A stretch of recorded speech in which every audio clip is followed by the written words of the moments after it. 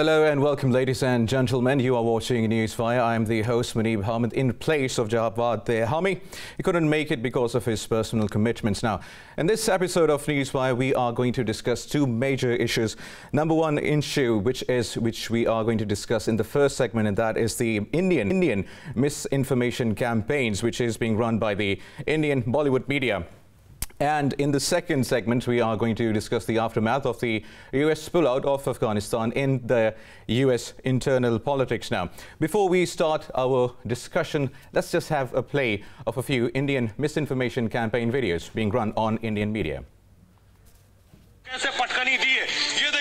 In the video, you can see in Panjshir where the Taliban convoy and the car and the people, the Taliban standing outside the vehicle, have been blown away by the Panjshir forces of Abbott Masood. Well, that was a video which was not from Afghanistan, but it was being run on Indian media, all over the Indian media. Mostly all the channels were playing this fake video, and they were portraying it as the Taliban in Afghanistan were taken out by the Panjshir forces. Now, we have another video for you. तालिबानी ABCD नहीं लिख सकते, कोई भाषा नहीं लिख सकते, वो देखो हेलीकॉप्टर चलाने की कोशिश कर रहे हैं. Look at these fools. Look at the Talibans who don't know ABCD, and they are trying to fly a helicopter. Everyone should watch this. चाचा बाइडेन देख लो. Look at this, Uncle Biden. You are sitting in Washington, in the White House, and this is US Army's chopper. The Pakistani forces are helping the terrorists. Look at this. These are the animals who America gifted their choppers. Well, yeah, I did give a laugh at that video too. Now, obviously, even you guys must have enjoyed those misinformation and fake videos being played by Indian media. Now, to talk more on this misinformation campaigns by India against the region, I'd say we have with us to talk on this Air Commodore, retired Iftikhar Bajwa, defense analyst, and Ravi, Srivastava, a political analyst from India. Now, welcome to the program, guests. And let's just start with Ravi Srivastava. Now, you saw the videos, and I'm sure you understand that these videos were not from Afghanistan. But just before we discuss the misinformation and the hybrid warfare being pulled up by India on the region, do you like to comment about the Indian media and its fakeness, Mr. Ravi? Munib, in fact, Indian media, a section of Indian media is so biased towards the ruling regime of the government that they will show, some unverified kind of videos or clips which are not certified or which are not verified by the international media or other channels. So they show these kind of things. They are pro-government channels, and a few are there like Republic, Bharat, the Times Now, the Aaj Tak, the Z News. 4 or 5 channels are such that they will be running this kind of videos which are not, confirmatory for that matter. A stand on Afghanistan as far as the government of India is concerned is quite ambiguous.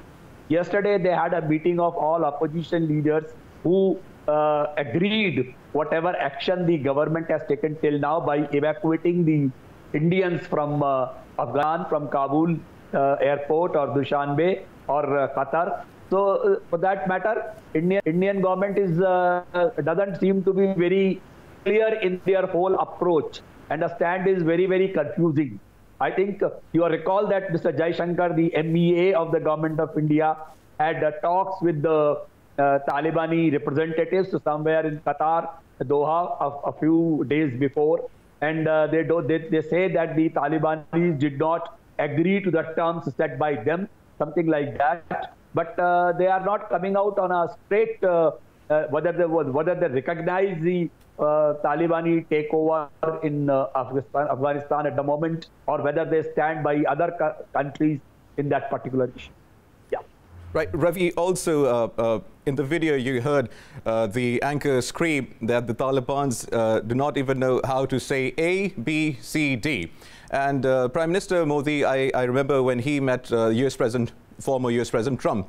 So Modi said that we have invested a lot in Afghanistan, and first most he said we made libraries for them, in which also Trump made a joke out of Modi that you have made libraries for the illiterate people. So if this is the investment you are going to make in Afghanistan, so we do not need that sort of investment now. But keeping all in this mind, there's a lot of frustration in Indian media, whereas India doesn't even seem to have a role in Afghanistan at the first place. I would say that there is a lot of frustration and there is a lot of confusion, because the government of India is not very clear that what exactly they will be, the course of action they'll be taking. There are a lot of investments in made by the government of India in Afghanistan. I hope you recall that they made their parliament over there, and the several dams and several other investments government of India has made over there. So how they are going to protect their investment, how they are going to protect their nationals stationed in Afghanistan, this all is very, very ambiguous. And these channels are running some kind of an agenda, I would say, that they will pick up some clips from here and there, and they will make some narrative out of that. So this is very unfortunate, and Indian people also, Indian media also, Indian population also, by and large, relies on international news given by the either New York Times or, for that matter, other Guardian or Reuters or Bloomberg, all such, Al Jazeera, all such channels. They rely on that instead of seeing the Indian channels. Right, now let's bring in Air Commodore retired Iftikhar Bajwa, defense analyst, into the discussion now. Mr. Bajwa, you must have seen the videos, and I'm sure you must be also feeling pity for the Indian media. Now, Indian media has been exposed. This isn't the first time Indian media is playing such a Bollywood scheme, trying to, produce narratives, their own narratives, building their own ideas around the world. What do you have to comment about the fakeness of the Indian media and the fake tactics to build a fake narrative? Bismillahirrahmanirrahim. I think, first of all, it's a very serious misperception.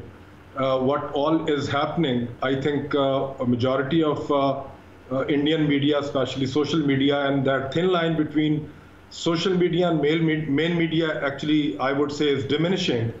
It's to the situation, I would say, from Indian side, it's a knee-jerk reaction. It is dubbed as Indian foreign policy failure. And such things, with such things, I think they are adamant that they continue to take it into a diplomatic failure to take any advantage of the current situation. Some sane people in India, I'm sure there are many, they, I'm sure, know what all is being done by their social media, by their main media. What is very unfortunate is their main media, that they're supposed to be very responsible. One can expect something like this on a social media where nobody's accountable as such, or nobody's accountable with that stringiness. I think main media should be very responsible.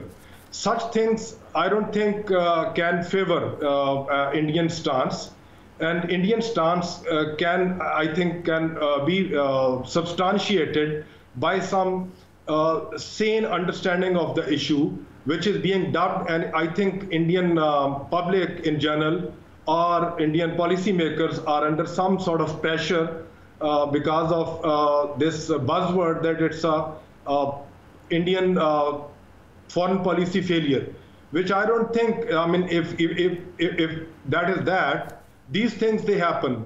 It is, I think, high time for India to take an advantage or to exploit a situation to their advantage that they should be posing as if they were not favoring a specific regime or a government. Instead, they were supporting some human cause in Afghanistan.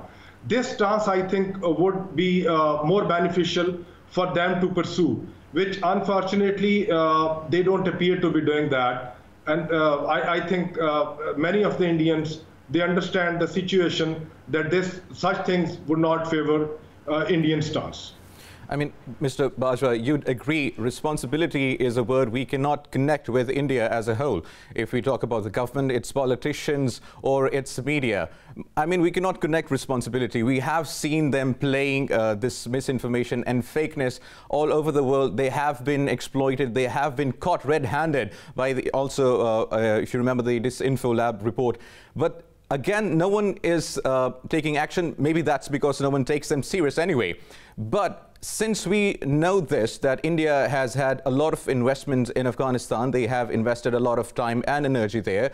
They had been running 21 consulates, and obviously they wasn't for charity work in Afghanistan. Now, keeping all of this in mind, what can we expect from India further when we talk about the future of Afghanistan's peace and regional stability?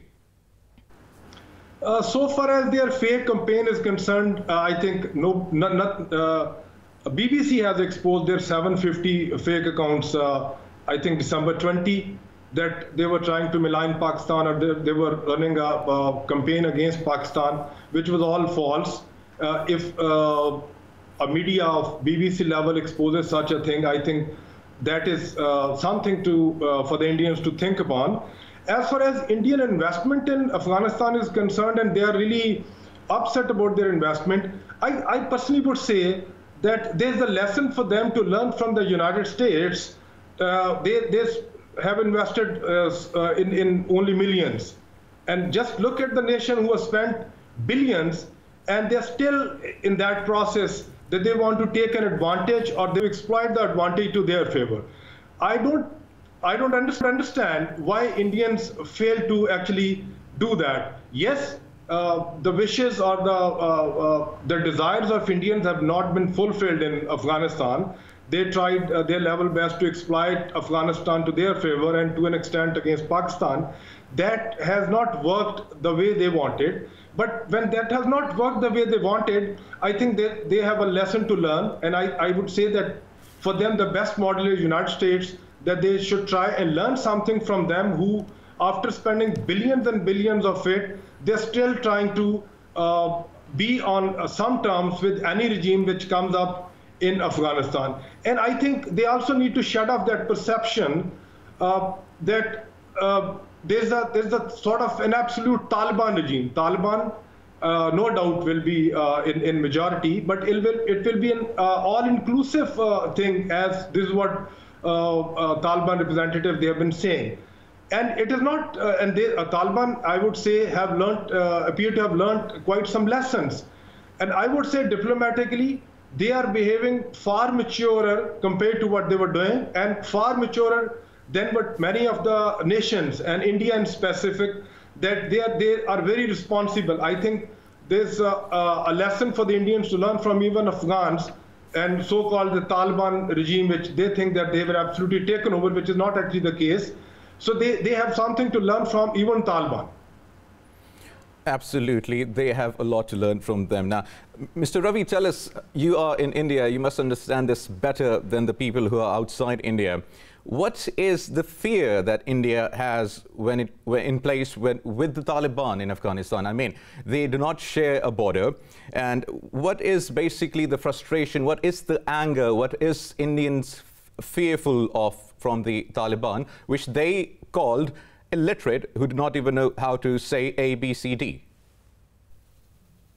As far as India is concerned, I think they would go with the international community as far as the dealing with Taliban is concerned.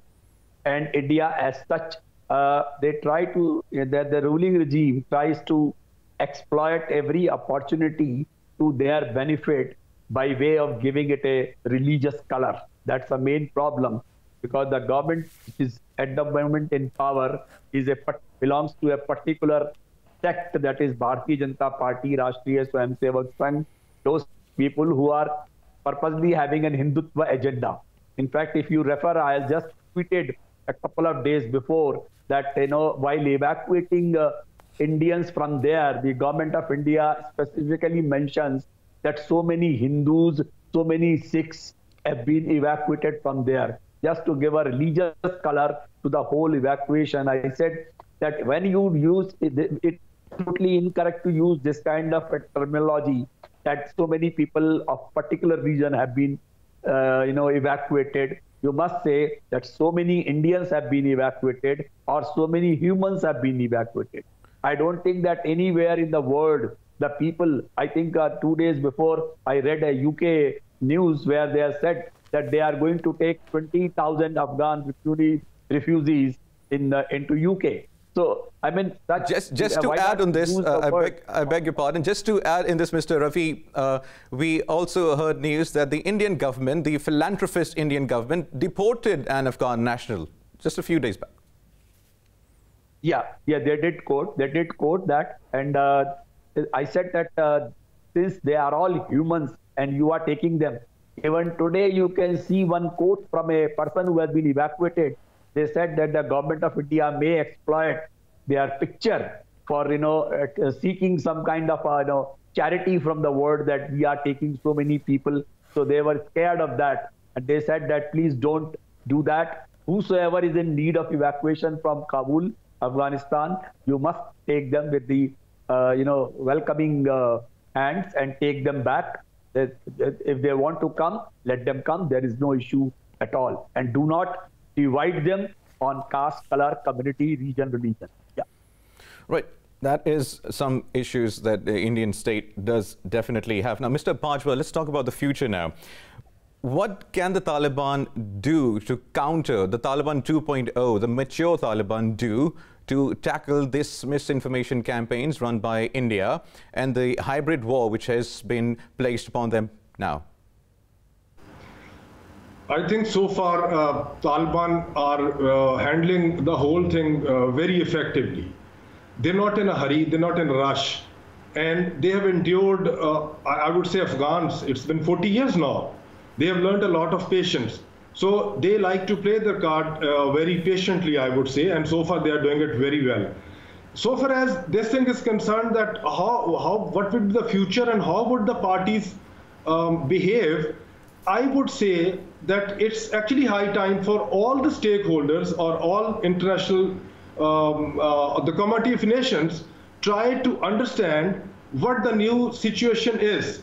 The Taliban or the Afghans have taken back their country from a foreign aggression. Nobody can deny that. So people or the international media, they should try and understand the situation and try to be very positive with the regime, with the new regime coming up in Afghanistan, and should not decide or portray things on assumptions based on some past experiences. I think let Taliban or the new regime take over, let them do what they want to do, and then there may still be some instances that international media would criticize. I think till that time, international media, social media, and all those, they should try and be very responsible, and they should wait and see, and if there's anything to criticize, then they should criticize.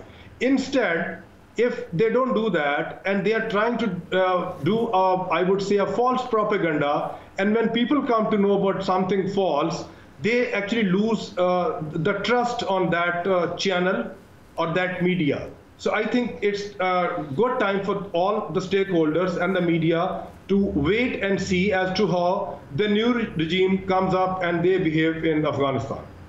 Absolutely. Now, Ravi, there was an interview taken by Pakistani local media of Zabiullah Mujahid in Kabul, and in which he said that India needs to watch its ways of, obviously, it's spreading misinformation. And he also talked most importantly about Kashmir, and he said that India also needs to watch how it is treating the innocent Kashmiris now.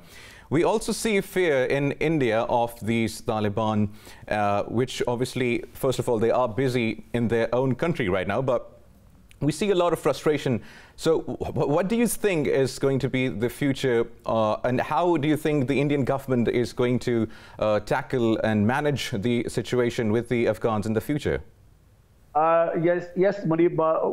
What I see is that my friend, the panelist, was also saying that the Taliban are behaving quite maturely and they are talking a lot of sense as of now. But the fact is, Taliban will have to, walk the talk, because there has been a record of almost more than 2 or 3 decades of the actions by Talibanis in Afghanistan, and how the kind of things have taken shape. So you rightly said there is a fear, because the news appearing in media, in social media and main media, that the Kashmiris are expecting some kind of a support from Talibanis. So all such things will not be viewed favorably by the government of India, because government of India they've declared that the Kashmir is an integral part of the country, and they have already abrogated the Article 370 and the Section 35A, and they have already established a political setup over there for ruling the particular state. So those are the kind of fears which definitely keep the government frustrated. Right, Mr. Ravi, also bless us with your analysis on the future of India in the region. I think it is all very fluid at the moment, and we will have to wait and see only that how the things shape up finally, and how the diplomatic channels work, how the international community deals with the present Afghanistan setup. So that will only decide that how the government of India deals with the situation. Right, now, before we go on to a break, now, Mr. Bajwa, the last question is, what do you think is going to be the future of India? I mean, we all know, the world knows that India is desperate for a role in the region. I would say I'm very clear that all countries have a role to play if they want to play a role positively. If the states, they like to side some factions, the role, I would say, would be negative. I think best opportunity for India, or the best role for India, is that India should decide to support Afghanistan, not any faction, neither Taliban or say any other warlord or any other faction. And there's a perception, and I think there is a solid ground for this perception in Pakistan, that India likes to support anti-Pakistan elements in Afghanistan. If that is that, I don't see the region being becoming stable, one, and I don't see that India would be getting some positive benefits of the situation in future. If India likes to play a role, I think it should play a role more positively. It should be a constructive role, and it should be something positive for Afghanistan as a whole. It should not be on some specific faction. And I would say so far, even Taliban, their representative, their spokesperson, has said that they're ready to talk or negotiate or deal with India if there are no preconditions. I think that there's something very wise. India should try and grab the situation the way the spokesperson of Taliban, Shaheen Saab, he has said. I think it's a good proposal. India should try and work together with any regime that comes up in Afghanistan. In same way, I think it is time for all concerned to play a positive and a constructive role in Afghanistan without underlying issues, without highlighting any issues as such. And yes, Mr. Ravi is right that there were some bad things, I would say, in the past. But why to hang on to past for that long? Let them say, so to say, repeat things if they like to, and that would be the time, instead that we talk with some reference to past only and based on perception, and also based on such fake clips that you have shown. I mean, it's actually a time for them to get to terms of international diplomatic norms. Right, absolutely. And I guess the summary of this segment is going to be that the Taliban have matured and they have shown the world maturity, and India needs to mature up now before it is too late. Now, thank you very much, Ravi. Srivastava, political analyst, joining us from India, and Mr. Iftikhar Bajwa is going to be with us in the next segment, in which we are going to discuss the implication of the US withdrawal in Afghanistan in internal US politics after a short break.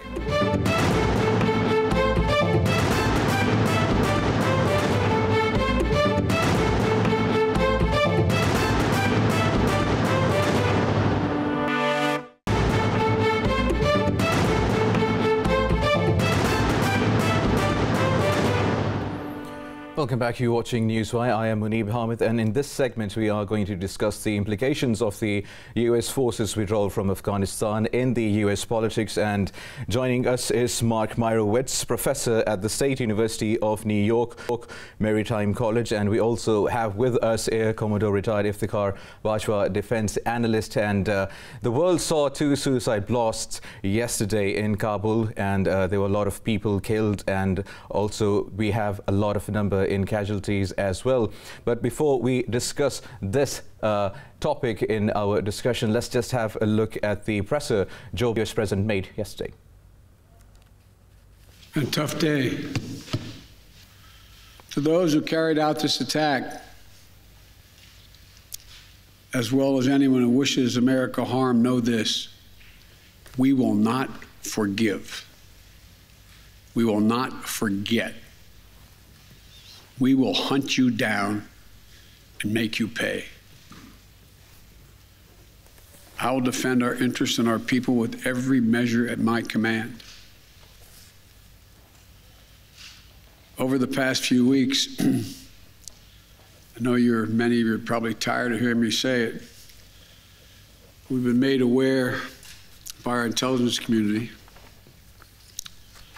that the ISIS-K, an arch enemy, the Taliban, people who were freed when both those prisons were opened, has been planning a complex set of attacks on the United States personnel and others. This is why, from the outset, I've repeatedly said this mission was extraordinarily dangerous, and why I've been so determined to limit the duration of this mission. It was time to end a 20-year war. Well, that was hours after the suicide blast in Kabul, and now you heard Biden say, we will forgive, we will not forgive and forget, and we will hunt you down. And he also said we will defend our interests, and he is saying that he is also planning a complex attack against the ISIS who conducted this suicide attack. Now, Biden also says there is no evidence that the Taliban colluded with ISIS in today's attacks. He could have also noted that the two are rivals and aren't known for cooperating collectively. Now, the Taliban has launched offensive against the ISIS in recent years. We know that for a fact now. So now, Joe Biden's speech emphasizes the heroics of the US military and vows to go after the perpetrators of today's attack now, which clearly has a US audience in mind. But once again, very little words for the Afghan people, the allies. Now, Mark, I want your word on this now. The Afghans have been helping the US forces, and we can see them outside stranded at the airport. And since the US already had information about this attack, so do you not think they could have prevented this attack and loss of lives? I mean, we don't know, because we don't know the details of actually what occurred here. There's a lot of finger pointing in many directions. I mean, clearly the Taliban was in charge of the security, and it's on them, and they should have stopped it. On the other hand, the way the United States has been withdrawing is so precipitous, so fast, so confusing, that the situation is literally out of hand. So the answer to your question is we don't know, because we really don't know what occurred, but we know that the situation has deteriorated to the point that it's going to be impossible to defend that position at the airport. Right. Mark, we also know this for a fact, and it has been stated out. Where the blasts occurred, the Taliban were not responsible for the area's security. The US forces were. Yes, but they have checkpoints all along, and they're supposed to stop people from coming and making these kinds of attacks. At least that's what we have been, as Americans, led to believe, that the American military and the Taliban have been coordinating, if that's a fair word, the ability of Americans to be able to be evacuated. And then there's the question about Afghans who have been friends of the United States having the opportunity to be evacuated. That one has fallen apart. And what we heard from the president yesterday was not reassuring at all. And I believe it has been really from all sides of the political spectrum, a complete disappointment, shock, amazement, and horror at what has happened, not just to our American service members, but also to the Afghans who are lining up in that canal trying to work their way into the airport. The situation is completely impossible, unacceptable, and finger pointing, I don't think does the trick. Or looking back at what we could have done better, that might be worth doing. But right now, we need to stabilize the situation, be able to get the Americans out, and also to be able to evacuate the Afghans who have been the friends of the United States. They deserve our assistance. And frankly, in the United States, there's a tremendous movement on the part of veterans and others who fought in Afghanistan to try to help their friends who really saved them when they were in Afghanistan. So the situation couldn't be worse. All right, now, Mr. Bajwa, I'll take you into this discussion now. We've seen how the Taliban took over Afghanistan in a blink of an eye now. We can say that now. Also, the evacuation process seemed a bit failed, the plan, because we saw, obviously, media reporting that now the Taliban are in control and they are going to kill every person which comes in their way, and which got some fear in the mind of the Afghan people. And then they ran to the airport and crowded the place now, and we saw no proper plan of evacuation from the airport, and the world witnessed what happened at the airport. We saw what happened on the runway. We saw people clinging onto the planes and then dying, losing lives. So, Mr. Bajwa, do you think this was not properly planned, maybe, by the US? I would say yes. I've been actually tracking Afghan situation reasonably closely since quite some time. I think Taliban, they took over Afghanistan, or they took over Kabul quicker than any analyst in the world could actually assume or calculate. So they took over the way you said, that in a blink of an eye, and the whole thing, I think, wasn't in place as yet. US forces or foreign forces withdrawal and Taliban taking over, I think there should have been a better coordination, which unfortunately, I think no side could actually foresee how the situation would develop. And the situation of evacuation developed to this level. So far as this thing is concerned, as Dr. Mark was saying, that if it was their responsibility, or what we assume that inside the airport, this was the responsibility of the American forces. This is an extremely unfortunate, I would say, accident which took place. It's very shocking that people dying like this. I think no sane person in the world would ever be happy on this. We are all very sorrowful for that. But see, under such a chaotic situation, when things are like this, when things are ambiguous, not very clear as to who holds what, who holds the control, may it be Taliban holding the situation, or it was in the control of US forces or so. Such things in this part of the world have been happening for the last, I would say, 20, 30 years. Such things, they do take place. And so this is not, I think, something beyond anybody's imagination or visualization, that this type of a thing cannot happen. Such things have been happening. They have happened. It has taken place. And I think a lesson for us to learn is, for all of us to learn, is that such things are likely to happen. So the US forces, foreign forces, Taliban, and forces and people handling the situation in Afghanistan, we all should be cognizant of the situation, that such things are very likely to happen again. And we should put in place, or the parties should put in place, the measures that no such recurrence that takes place. Right now, all right, now, Mark, I want to ask you this. The world thinks that the US lost the war in Afghanistan and the forces fled Afghanistan. A comment on this, and then after you comment on this now, tell us about Joe Biden's position in US internally, because there seems to be some cries out coming loud for his resignation after what happened in Afghanistan and the withdrawal of US forces. Well, I wanted to just add one point, and that is to say that 13 Americans killed at this airport is more Americans that were killed in all of 2020 when America had thousands of troops there. So this is a debacle and a catastrophe on many, many levels. But as you say, there is an internal political issue here. And what is that? That is to say, what do Americans think about Afghanistan? So I think the general polling is that Americans wanted to get out of Afghanistan, listening to Trump's idea about forever wars and Biden echoing that.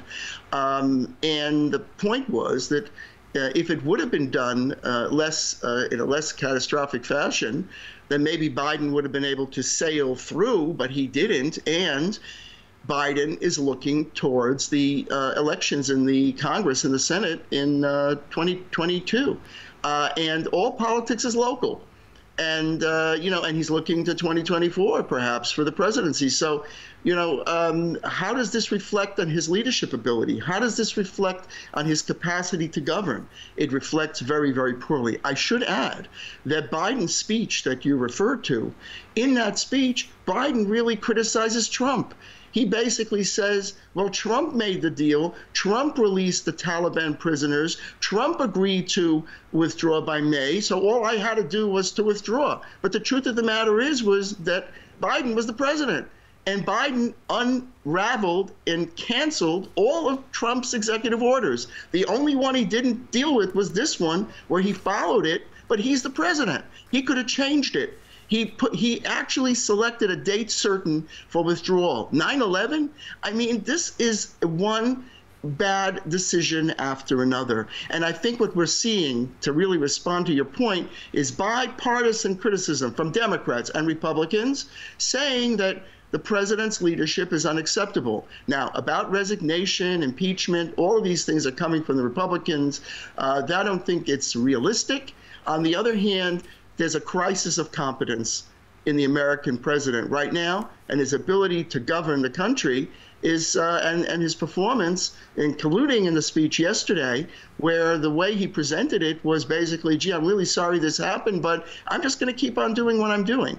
As my distinguished colleague pointed out, this was a very, complicated and catastrophic situation, and it was going to go bad, and it's very hard to plan for it. But he's the one that rushed the withdrawal, so it's his responsibility. He needs to take responsibility for it, and also suffer the political fallout, which there is a lot of right now on all sides of the political aisle. Yeah, we see that, Mark. Now, very quickly, just shortly say this. What is the US's play in the future in the region? I didn't hear what you said. The U.S. The U.S. Sorry. What is the US's play, the policy in the region? Very shortly. Right. Unknown. I think what you're going to end up with is trying to work some sort of a situation with the funding of IMF and other frozen assets to try to stabilize the situation. Other than that, honestly, with what just happened, I don't think we can look past short term. Right. And the same question to Mr. Bajwa lastly, and very quickly, what do you see the future U.S. play in the region?